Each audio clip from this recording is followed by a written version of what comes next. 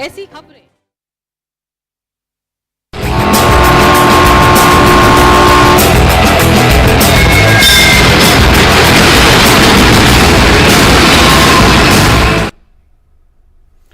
नमस्कार, स्वागत है आप सभी का डीडी न्यूज के इस खास बुलेटिन एक्सप्रेस 100 में, जहां हम आपके लिए लेकर आते हैं राजनीति, मनोरंजन, देश, दुनिया, खेल और व्यापार जगत की सभी बड़ी खबरों को एक्सप्रेस यानी फटाफट अंदाज में।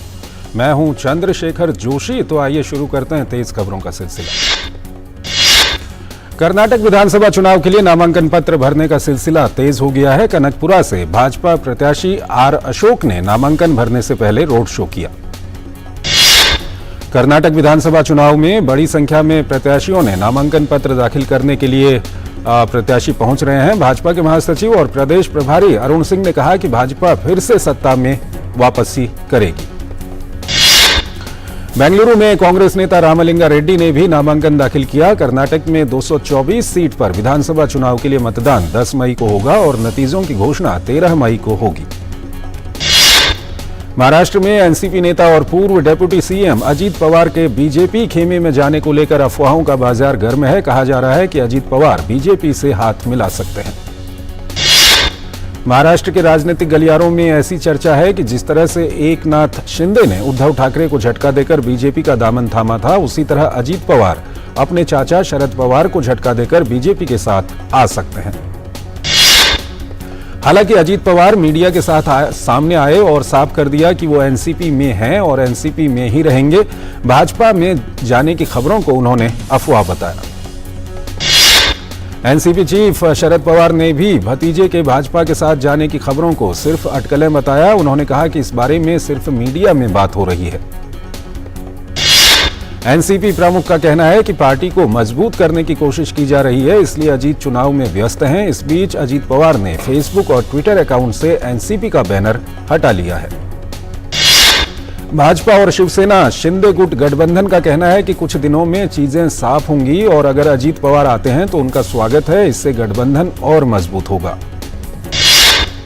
अजीत पवार ने कई मौकों पर पीएम मोदी के समर्थन में बयान दिया और उनकी तारीफ की। साथ ही उन्होंने पार्टी के कुछ कार्यक्रमों से भी दूरी बना ली, जिसके बाद से शरद पवार की अपनी पार्टी की एकता पर संकट दिखाई दे रहा है। बिहार में कानून व्यवस्था पर लगातार सवाल उठ रहे हैं। बालू माफियाओं का मनोबल इतना बढ़ा हुआ है कि खनन विभाग की महिला इंस्पेक्टर की सोमवार को जमकर पिटाई कर दी। बीहटा थाने के परेव में बालू माफियाओं के खिलाफ कार्रवाई करने पहुंची पुलिस और खनन विभाग की टीम पर बदमाशों ने हमला बोल दिया। हमले में खनन विभाग की महिला इंस्पेक्टर समेत अन्य कर्मी घायल हो गए। बालू माफिया अधिकारियों को पीटने से भी बाज नहीं आ रहे हैं। हमले में खनन विभाग की महिला इंस्पेक्टर समेत अन्य कर्मी घायल हो गए। प्रशासन का कहना है कि वो ऐसी घटनाओं से सख्ती से निपटेगा। बिहार सरकार ऐसी घटना को मामूली घटना करार दे रही है। राज्य के खनन मंत्री रामानंद यादव के बयान को सुनकर लगता है कि सरकार घटना को मामूली मान रही है। हालांकि वो अपराधियों पर कार्रवाई करने की बात कह रही है। विपक्षी दल ऐसी घटनाओं को लेकर सरकार पर लगातार हमलावर हैं। विपक्षी दलों का कहना है कि राज्य में कानून व्यवस्था चौपट हो चुकी है। बीजेपी बिहार सरकार पर जंगल राज का आरोप लगा रही है। शराबबंदी के मामले में भी नीतीश सरकार विफल ही लग रही है। बिहार के पूर्वी चंपारण जिले में जहरीली शराब पीने से लोगों का मरने का सिलसिला जारी है। मरने वालों की संख्या 31 हो गई है। कई लोग निजी नर्सिंग होम में इलाज करा रहे हैं। जहरीली शराब कांड मामले में 5 थानेदार, 2 एलटीएफ प्रभारी और 9 चौकीदारों को निलंबित कर दिया गया है। विशेष अभियान चलाकर 183 लोगों को गिरफ्तार किया गया है। इस पूरी घटना और मौत को लेकर राजनीतिक गहमागहमी भी बढ़ गई है। उधर विपक्ष का आरोप है कि राज्य में कानून का राज समाप्त हो चुका है। पुलिस प्रशासन का इकबाल खत्म हो चुका है। इकबाल बुलंदी पर है तो माफियाओं का। डेनमार्क का संसदीय दल भारत के दौरे पर है। आज संसदीय दल ने स्पीकर ओम बिरला के संसद भवन स्थित कार्यालय में ओम बिरला से भेंट की। ओम बिरला ने संसदीय दल का आत्मीयता से स्वागत किया। विदेश मंत्री डॉक्टर एस जयशंकर और रूसी उप प्रधानमंत्री डेनिस मंटुरोव और रूस के व्यापार और उद्योग मंत्री ने दिल्ली में एक समझौता ज्ञापन का आदान प्रदान किया। इस मौके पर दोनों देशों के कई वरिष्ठ अधिकारी मौजूद थे। भारत रूस आईजीसी की 24वीं बैठक नई दिल्ली में आयोजित की गई। भारतीय प्रतिनिधिमंडल का नेतृत्व विदेश मंत्री डॉक्टर एस जयशंकर ने किया। बैठक के दौरान पक्षों ने परमाणु ऊर्जा, कृषि, परिवहन, स्वास्थ्य, देखभाल, शिक्षा और संस्कृति सहित व्यापार, वित्त, उद्योग, ऊर्जा क्षेत्र के क्षेत्रों में द्विपक्षीय सहयोग पर चर्चा की। केंद्रीय सूचना एवं प्रसारण मंत्री अनुराग ठाकुर लोकसभा प्रवास योजना के दूसरे चरण में पालघर लोकसभा क्षेत्र का दौरा कर रहे हैं। अनुराग ठाकुर ने पालघर के मनोर में पार्टी के लोकसभा कोर समिति एवं महिला मोर्चा के नेताओं के साथ बैठक की और क्षेत्र में चल रहे विकास कार्यों और विभिन्न राजनीतिक गतिविधियों का जायजा लिया। गोवा में G20 हेल्थ वर्किंग ग्रुप की दूसरी बैठक में हिस्सा लेने आए डेलीगेट्स ने जन औषधि केंद्र का मुआयना किया। मेहमानों को जन औषधि केंद्र के बारे में जानकारी दी गई कि कैसे इस दुकान से लोग सस्ती दवा लेते हैं। इस मौके पर केंद्रीय स्वास्थ्य मंत्री डॉक्टर मनसुख मांडविया के साथ स्वास्थ्य राज्य मंत्री डॉक्टर भारती पवार भी मौजूद थीं।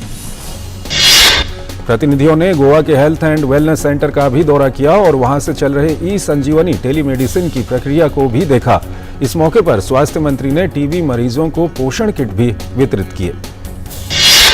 तेलंगाना की राजधानी हैदराबाद में चल रही डिजिटल इकोनॉमी वर्किंग ग्रुप की दूसरी बैठक के दूसरे दिन तीसरे महत्वपूर्ण विषय डिजिटल स्किलिंग पर सबसे पहले चर्चा हुई। सबसे पहले इलेक्ट्रॉनिक्स और सूचना प्रौद्योगिकी मंत्रालय के सचिव ने बैठक में शामिल हो रहे G20 प्रतिनिधियों को बैठक के तीनों प्रमुख एजेंडा से अवगत कराया। यूपी के वाराणसी में चल रही G20 की एग्रीकल्चर वर्किंग ग्रुप की 3 दिवसीय बैठक के दूसरे दिन विशेषज्ञ कृषि अनुसंधान एवं विकास में सार्वजनिक निजी भागीदारी पर गहन मंथन कर रहे हैं। बैठक में पोषण युक्त खाद्य पदार्थ, खाद्य सुरक्षा और जलवायु के अनुकूल खेती पर भी मंथन चल रहा है। भारत सरकार के ग्रामीण विकास मंत्री गिरिराज सिंह ने संगठन से समृद्धि कार्यक्रम का शुभारंभ किया। इस कार्यक्रम का स्वनिर्भरता की ओर साथ साथ थामे हर ग्रामीण महिला का हाथ पर जोर है। आजादी का अमृत महोत्सव के तहत संगठन से समृद्धि कार्यक्रम आयोजित किया जा रहा है। वर्ष 2023-24 तक 10 करोड़ ग्रामीण महिलाओं को स्वयं सहायता समूह से जोड़ने का ये बेहतरीन प्रयास है। केंद्रीय मंत्री गिरिराज सिंह ने कहा कि स्वयं सहायता समूह की दीदियों को स्टार्टअप से जोड़ने की भी पहल की जाएगी। केंद्रीय मंत्री पीयूष गोयल और मुख्यमंत्री योगी आदित्यनाथ ने लखनऊ में कपड़ा पार्क में समझौता ज्ञापन पर हस्ताक्षर कार्यक्रम में हिस्सा लिया। इस मौके पर मुख्यमंत्री योगी आदित्यनाथ ने कहा कि 2017 से पहले उत्तर प्रदेश में कानून व्यवस्था खराब थी और प्रदेश दंगों के रूप में कुख्यात था। योगी आदित्यनाथ ने कहा कि बहुत से जनपद ऐसे थे जिनके नाम से लोग डरते थे। आज लोगों को जनपद के नाम से डरने की जरूरत नहीं है। जो पहले प्रदेश की पहचान के लिए संकट थे, आज प्रदेश उनके लिए संकट बनता जा रहा है। मुख्यमंत्री योगी आदित्यनाथ ने कहा कि अब कोई पेशेवर अपराधी और माफिया किसी उद्यमी को डरा धमका नहीं सकता है। उन्होंने कहा कि उत्तर प्रदेश आज आपको बेहतरीन कानून व्यवस्था की गारंटी देता है। उत्तराखंड के मुख्यमंत्री पुष्कर सिंह धामी ने कहा कि 4 धाम यात्रा की सभी तैयारी हो गई है। हम लगातार इस प्रयास में हैं कि सारी व्यवस्थाएं अच्छी हों। रजिस्ट्रेशन में अब तक 13 लाख का आंकड़ा पूरा हो गया है। तमिलनाडु के मुख्यमंत्री M.K. स्टालिन चेन्नई में स्वास्थ्य एवं परिवार कल्याण विभाग की ओर से कन्नोली कप्पोम योजना के तहत जिलों के लिए मोबाइल बहुउद्देशीय ऑप्थेल्मोलॉजी इकाई सेवा वाहनों को हरी झंडी दिखाते हुए नजर आए। हरियाणा के करनाल में एक 3 मंजिला राइस मिल की इमारत गिरने से 4 लोगों की मौत हो गई है, जबकि 20 लोग घायल हैं। इमारत के मलबे में कई राइस मिल कर्मियों के दबे होने की आशंका है। करनाल के एसपी के अनुसार मलबा हटाया जा रहा है। हादसे की जांच के लिए कमेटी बनाई गई है। कमेटी की रिपोर्ट आने के बाद कानूनी कार्रवाई की जाएगी। घटना स्थल पर डॉक्टर पहुंचे हैं और एनडीआरएफ और एसडीआरएफ की टीमें भी पहुंच रही हैं। महाराष्ट्र के नायगांव रेलवे स्टेशन के पार्किंग एरिया में आग लग गई, जिस पर काबू पा लिया गया है। आग की इस घटना की जांच शुरू हो गई है। आंध्र प्रदेश की धर्मनगरी तिरुपति के रेनिंगुंटा मंडल के गजुला मंडयम औद्योगिक क्षेत्र में मल्लादी ड्रग्स कंपनी के सॉल्वेंट प्लांट में भीषण आग लग गई। आग पर काबू पाने के लिए दमकल की कई गाड़ियां लगाई गई हैं। बिहार की राजधानी पटना में एक रिफाइंड तेल के गोदाम में भीषण आग लग गई। मौके पर दमकल की गाड़ियां आग पर काबू पाने में काफी मशक्कत करती हुई दिखाई दी। दिल्ली पुलिस की उत्तरी जिले की टीम ने एक अंतर्राष्ट्रीय गिरोह का पर्दाफाश किया है। ये गैंग विदेशी ग्राहकों की गाढ़ी कमाई के पैसे फॉरेक्स कार्ड से चुराने का आरोपी है।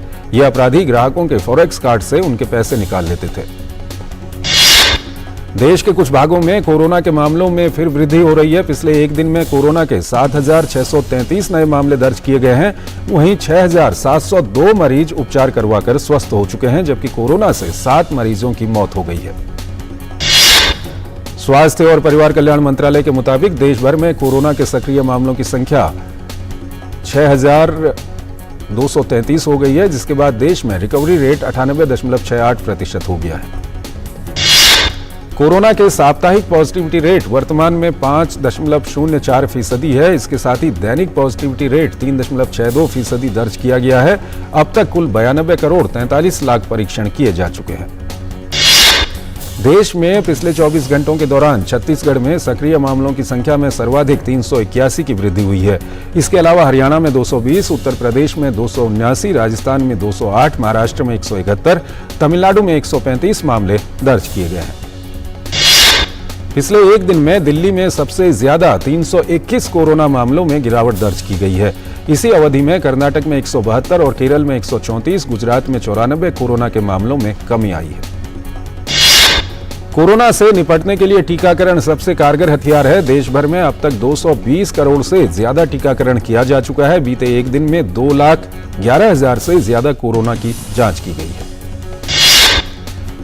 Gangster Lawrence Bishnoi Bathinda jail से दिल्ली लाया गया है, जिसे एक मामले में पूछताछ की जा रही है।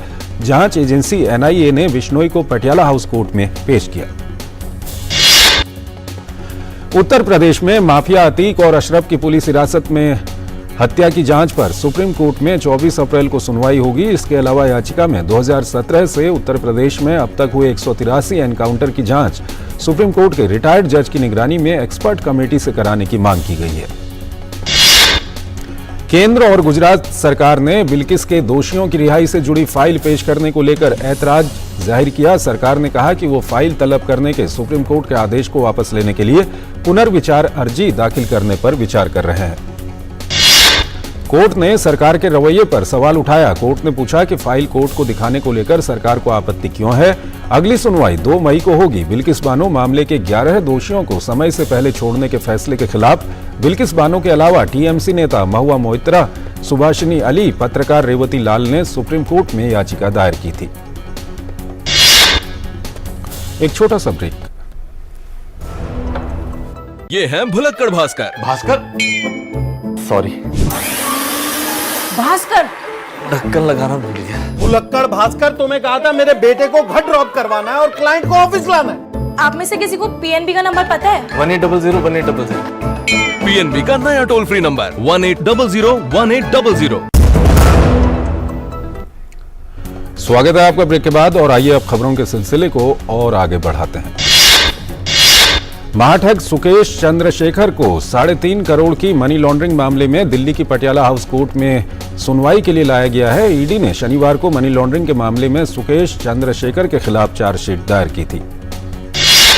भारतीय शेयर बाजार में दिन भर उतार चढ़ाव रहा। सेंसेक्स 183 अंक गिरकर 59,727 पर बंद हुआ, जबकि निफ्टी 46 अंक गिरकर 17,660 पर बंद हुआ। आज के कारोबार में सबसे अधिक तेजी रियल्टी, मेटल फार्मा और IT सेक्टर में देखने को मिली। वहीं दूसरी ओर टेलीकम्युनिकेशंस, यूटिलिटी और पावर के शेयरों में गिरावट देखने को मिली। मुंबई के बांद्रा कुर्ला कॉम्प्लेक्स देश का एप्पल का पहला स्टोर बन गया है। एप्पल के CEO टिम कुक ने स्टोर का उद्घाटन किया। भारतीय रेल ने वित्त वर्ष 2022-2023 के लिए 2,40,000 करोड़ रुपए का रिकॉर्ड राजस्व दर्ज किया है। पिछले वित्त वर्ष के मुकाबले इसमें 25% की वृद्धि हुई है। प्राप्त राजस्व के मुकाबले करीब 49,000 करोड़ रुपए अधिक है, जो कि 25% की वृद्धि को दर्शाता है। वित्त वर्ष 2022-2023 के दौरान रेल के माल भाड़ा राजस्व में भी 15% की वृद्धि दर्ज की गई।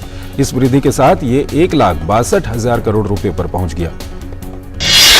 वित्त वर्ष 2022-2023 में भारतीय रेल का यात्री राजस्व भी 61% वृद्धि के साथ 63,000 करोड़ के पार पहुंच गया। 2021-2022 में ये करीब 39,000 करोड़ रुपए था। रेलवे ने 1 लाख करोड़ रुपए अपनी नेटवर्क क्षमता बढ़ाने में निवेश किए। वित्त वर्ष 2022-2023 के दौरान रेलवे की सबसे ज्यादा 5,243 किलोमीटर नई लाइनें, रेल लाइनों का दोहरीकरण या 2 से अधिक रेलवे ट्रैक बिछाए गए। वर्ष 2022-2023 में रेलवे ने 6,600 करोड़ से ज्यादा के निवेश से 6500 किलोमीटर से ज्यादा रेलवे लाइनों का विद्युतीकरण किया। तो वहीं रेलवे ट्रैक, पुलों, ग्रेड सेपरेटर्स जैसी चीजों को मजबूत करने जैसे सुरक्षा उपायों पर करीब 26,000 करोड़ रुपए का निवेश किया गया। भारत सरकार ने 8,000 करोड़ मूल्य की 7.06% सरकारी प्रतिभूति 2028 की बिक्री की अधिसूचना जारी की। समान मूल्य पद्धति का उपयोग करते हुए मूल्य आधारित नीलामी के माध्यम से प्रतिभूतियों की बिक्री होगी। नीलामी में 14,000 करोड़ की सरकारी प्रतिभूति 2033 और 11,000 करोड़ की मूल्य की सरकारी प्रतिभूति 2052 की भी बिक्री होगी। भारत सरकार के पास इन प्रतिभूतियों के लिए 2,000 करोड़ तक अतिरिक्त सब्सक्रिप्शन बनाए रखने का होगा विकल्प। 21 अप्रैल को भारतीय रिजर्व बैंक मुंबई में ये नीलामी कराएगा। तूर और उड़द के भंडार की वास्तविक स्थिति के बारे में निरीक्षण करने के लिए उपभोक्ता कार्य विभाग के वरिष्ठ अधिकारियों ने 4 राज्यों का दौरा किया। उपभोक्ता कार्य विभाग के सचिव रोहित कुमार सिंह ने विभिन्न बाजारों के प्रतिनिधियों के साथ बातचीत की। इन अधिकारियों ने कर्नाटक, मध्य प्रदेश, महाराष्ट्र और तमिलनाडु में 10 स्थानों का दौरा किया। अधिकारियों ने राज्य सरकारों, मिलर मालिकों, व्यापारियों, आयातकों और बंदरगाह प्राधिकरणों के अधिकारियों के साथ बैठक आयोजित की। मार्च 2023 में WPI पर आधारित मुद्रास्फीति की वार्षिक दर मार्च 2022 की तुलना में 1.34% है, जबकि फरवरी 2023 में ये 3.85% दर्ज की गई थी। यूपीआई के नेतृत्व में डेबिट और क्रेडिट कार्ड, मोबाइल और प्रीपेड कार्ड के जरिए 2022 में करीब 150 लाख करोड़ रुपए के 87 अरब से ज्यादा लेन देन किए गए। लंदन में भारतीय उच्चायोग के सामने पिछले महीने हुए हिंसक प्रदर्शनों की जांच NIA करेगी। केंद्रीय गृह मंत्रालय के निर्देशों के बाद एजेंसी ने इस संबंध में मामला दर्ज कर लिया है। NIA की टीम जल्द ही मामले की पड़ताल के लिए लंदन भी जाएगी। लंदन में भारतीय उच्चायोग के सामने हुए प्रदर्शन में पाकिस्तानी खुफिया एजेंसी ISI और पाक समर्थित खालिस्तानी संगठनों की साजिश के सबूत सामने आए थे। पिछले हफ्ते भारत और यूके के गृह विभागों की बातचीत में भारतीय पक्ष ने ब्रिटेन द्वारा खालिस्तानी समर्थकों को दिए गए शरणार्थी दर्जे के दुरुपयोग पर अपनी चिंताओं से अवगत कराया था। भारत ने ब्रिटेन से खालिस्तान समर्थक चरमपंथियों की निगरानी बढ़ाने और समुचित कार्रवाई करने का अनुरोध किया है। साथ ही लंदन स्थित भारतीय उच्चायोग की सुरक्षा में चूक पर चिंता से अवगत कराया। रूस के राष्ट्रपति व्लादिमीर पुतिन ने खिरसोन क्षेत्र में एक सैन्य कमान की बैठक में भाग लिया और खिरसोन और जापोरिजिया क्षेत्रों की स्थिति पर हवाई सेना के कमांडरों और नीपर सेना समूह और अन्य वरिष्ठ अधिकारियों से ताजा स्थिति का जायजा लिया। अमेरिकी विदेश मंत्री एंटनी ब्लिंकन ने मंगलवार को कहा कि रूस दुनिया भर के उन देशों से किए गए अपने वादों को तोड़ रहा है जो अनाज पर निर्भर हैं, जो पिछले कुछ दिनों से यूक्रेन से बाहर नहीं निकल पाए हैं। रूस ने दुश्मन की ताकत का पता लगाने के लिए परमाणु पनडुब्बी एंटी सब एयरक्राफ्ट के साथ प्रशांत अभ्यास जारी रखा है। सूडान की सेना और अर्धसैनिक रैपिड सपोर्ट फोर्स RSF के बीच लड़ाई में 185 लोग मारे गए हैं और 1,800 से अधिक घायल हुए हैं। संयुक्त राष्ट्र के प्रवक्ता स्टीफन दुजारिक ने स्थिति को बेहद तनावपूर्ण और स्पष्ट रूप से खतरनाक बताया। संयुक्त राष्ट्र सुरक्षा परिषद ने सूडान की स्थिति पर बंद कमरे में बैठक बुलाई। भारतीय महिला क्रिकेटर हरमनप्रीत कौर ने इतिहास रच दिया है। हरमनप्रीत ने Wisden cricketer of the year 2023 की लिस्ट में जगह बनाई। सूर्य कुमार यादव को बीते साल T20 में उनकी बेहतरीन पारी के चलते Wisden T20 cricketer of the year का सम्मान मिला। इंग्लैंड के ऑलराउंडर क्रिकेटर बेन स्टोक्स को Wisden leading cricketer of the year. Stokes ने अपने उम्दा खेल से इंग्लैंड को 10 टेस्ट मैचों में से 9 में जीत की दिशा दिखाई। ऑस्ट्रेलिया की महिला क्रिकेटर बेथ मुनी को दूसरी बार विश्व की सर्वश्रेष्ठ महिला क्रिकेटर का सम्मान मिला है। बेथ मुनी का ऑस्ट्रेलिया की ओर से लगातार दमदार प्रदर्शन रहा है। RCB के स्टार बल्लेबाज विराट कोहली पर IPL मैच के दौरान आचार संहिता का उल्लंघन करने के लिए मैच फीस का 10% जुर्माना लगाया गया है। मोहसिन खान लखनऊ सुपर जायंट्स में शामिल होने के लिए तैयार। कंधे की चोट के कारण शुरुआती मैच नहीं खेल पाए थे मोहसिन। पाकिस्तान और न्यूजीलैंड के बीच 5 मैचों की T20 सीरीज का तीसरा मैच न्यूजीलैंड ने 4 रन से अपने नाम कर लिया।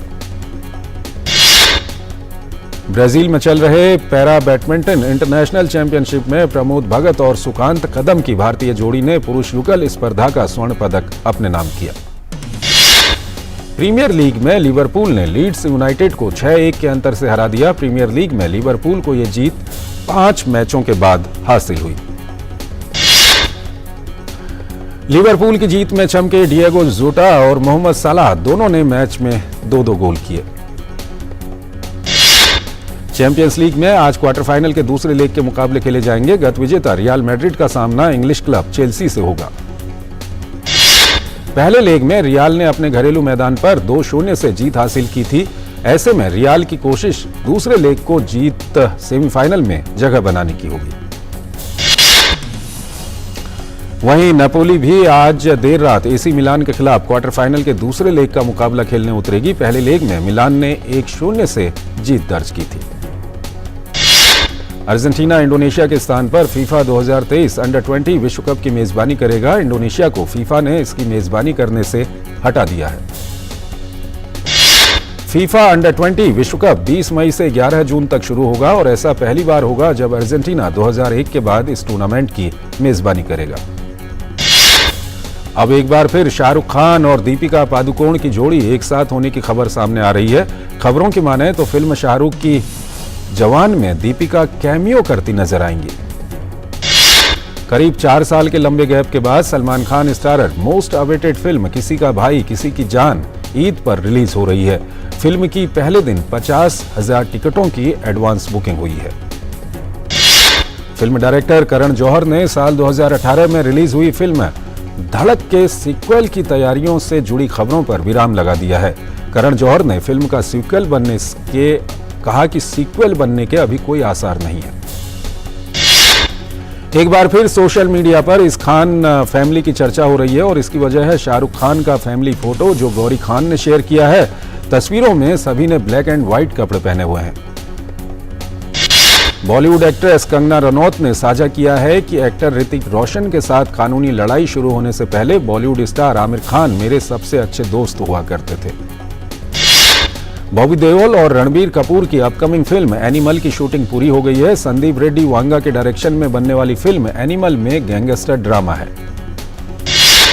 रणवीर सिंह जाने माने director Sanjay Leela Bhansali upcoming film Baiju बावरा में नजर आ सकते हैं। रणवीर सिंह संजय के साथ पहले भी पद्मावत के साथ कई सुपरहिट मूवीज में काम कर चुके हैं। बॉलीवुड में एक से बढ़कर एक किरदार निभाने के बाद अब सैफ अली खान ने साउथ का रुख किया है। सैफ जूनियर एनटीआर संग एनटीआर 30 में नजर आएंगे और इस फिल्म की शूटिंग के लिए सेट पर भी पहुंचे हैं। उनकी फोटोज वायरल हो रही हैं। खबर थी कि कृष्णा अभिषेक जल्द ही टीवी के popular comedy show the Kapil Sharma show में वापसी कर सकते हैं, लेकिन अब उन्होंने इससे साफ इनकार कर दिया है। दरअसल पैसे और कॉन्ट्रैक्ट्स की शर्तों की वजह से कृष्णा ने शो में वापसी करने से मना कर दिया। अब देश की पहली और इकलौती महिला सुमो पहलवान हैतल दवे की कहानी को पर्दे पर उकेरा जाएगा। सीरीज की शूटिंग भी तकरीबन पूरी हो चुकी है और इसका आखिरी शेड्यूल जापान में शूट किया जा रहा है। तो इस बुलेटिन में फिलहाल इतना ही। आप बने रहिए डीडी न्यूज के साथ। नमस्कार।